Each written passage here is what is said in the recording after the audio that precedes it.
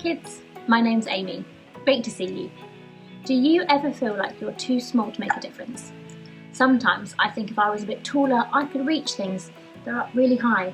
And I'm sure Nathaniel here feels the same. If you were a bit taller, you could reach the biscuit tin, couldn't you? Or if I was a bit stronger, I could lift something really heavy, like a tree or a car. But actually, small things can make pretty big differences too. It's just like this squash in this ramekin.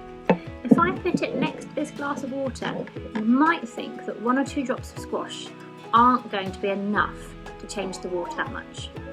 But let's give it a try and we'll see.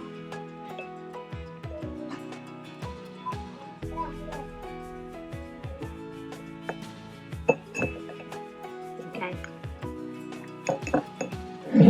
So if you look really closely, you can see that as each drop goes in, it spreads out through the water.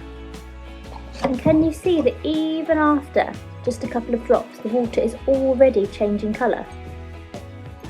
I can smell that it smells like fruit, and it probably tastes like fruit too.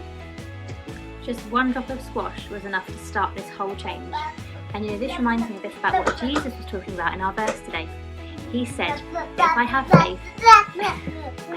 have faith even the size of a teeny tiny seed, teeny tiny, he can use it to do incredible things for him.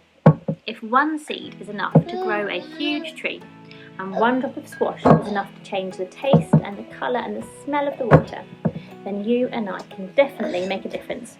No matter how big or how small we are, we can use our faith to grow God's kingdom by telling every other people about Him. We can also pray big prayers, like asking God to make people who are sick better. And when all of us use our tiny bit of faith to tell people about Jesus, to pray for our friends and to show kindness, it comes together to make an even bigger change. Just like the squash, the more drops you put in the water, the more it changes. It spreads out until the water is completely different. How can you make a difference for God this week, kids? Thanks for listening. Bye!